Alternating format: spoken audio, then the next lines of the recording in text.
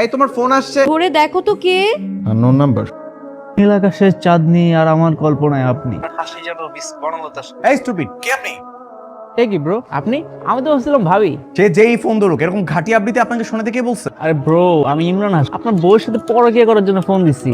এরকম ভাবে কবিতা আবৃত্তি করলে আমার বউ পড়বে, আপনার 14 গোষ্ঠী উদ্ধার করে ছাড়বে। আপনাকে এই চাকরি হবে না, ফোন রাখেন। আরে ব্রো, তাহলে তুমি আমার শিখিয়ে দাও কেমনি কি করবো। শোনেন, একটা ফ্লেক্স লোডের দোকানে যান, 500 টাকা লোড করার পরে এই নাম্বারটা ফোন দিয়ে বলেন যে হ্যালো মিস, ভুল করে আপনার নাম্বারে 500 টাকা রিচার্জ হয়ে আপনি কি টাকাটা কাইন্ডলি আমাকে এখন ব্যাক করতে পারেন? সে আমার বউ বলবে এতটা তো সম্ভব না। তখন আপনি বলবেন আচ্ছা ঠিক আছে, তাহলে দিনের বেলা দেওয়া যাবে। আচ্ছা কথা যেহেতু হচ্ছে, আমরা দুজন অপরিচিত মানুষ, বলেন না আমরা একটু পরিচিত হই। এরকম ভাবে প্রেমের প্রথম ধাপ শুরু করতে হবে। Okay bro. রবি সাহেব, আপনার তো আজকে চিল করার কথা, তা না করে আপনি এরকম ঘামাচ্ছেন কেন? তো ঘামাবো না? একটা কর্মচারী ঠিক করে দিয়েছেন আমাকে, আমার একটা কথাও শোনে না। ওইটা একটা ইডিয়েট, ওইটাকে ইডিয়েট বললে কম হয়েছে, ওইটা একটা শয়তানের বাচ্চা। ওরে শুধুমাত্র বলছিলাম আমার বউর সাথে ফোনে কথা বলতে, আর ও কি করতেছে জানেন? কি করছে? আমার বউকে চাইনিজ খাইতে নিয়ে যাচ্ছে।